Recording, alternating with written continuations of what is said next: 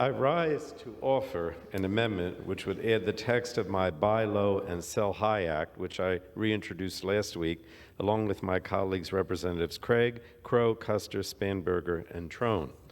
And Mr. Chairman, we heard quite a bit earlier today, as well as yesterday, on how problematic the underlying bill before us is, how it does not represent a serious attempt to tackle the challenges and opportunities that come with the Strategic Petroleum Reserve, to make sure it can be put to work for all Americans while helping fuel our transition to a 21st century clean energy economy. Now, unlike my colleagues on the other side of the aisle, even when Democrats are in the minority, we do not become a party of no. We stand ready to work on ideas that will seriously improve this country and to propose our substantive ideas to improve bills brought before the House. And that is what I'm doing today with this amendment. The Buy Low and Sell High Act is a serious bill that takes the Strategic Petroleum Reserve seriously.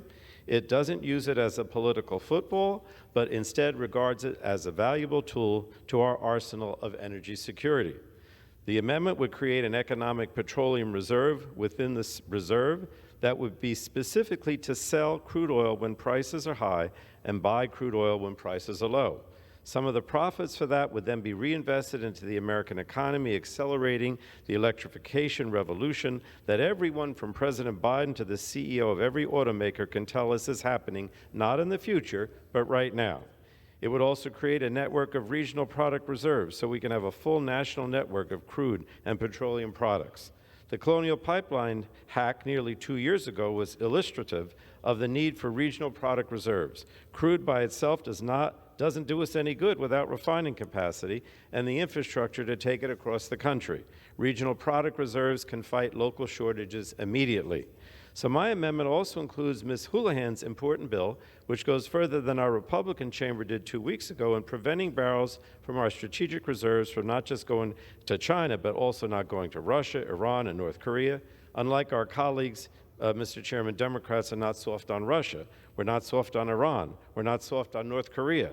And finally, the bill would build on the work in the fiscal year 2023 omnibus bill that this chamber passed last month to give the Department of Energy further flexibility with congressionally mandated sales from the reserve and required the Department of Energy time those sales to maximize revenue back to the American taxpayer.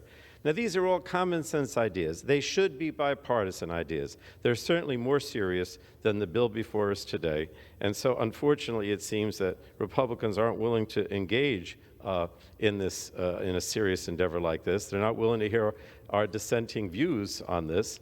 But in any case, I would ask that this amendment be adopted so we can take a serious look at what needs to be done to address the energy crisis. And with that, I yield back.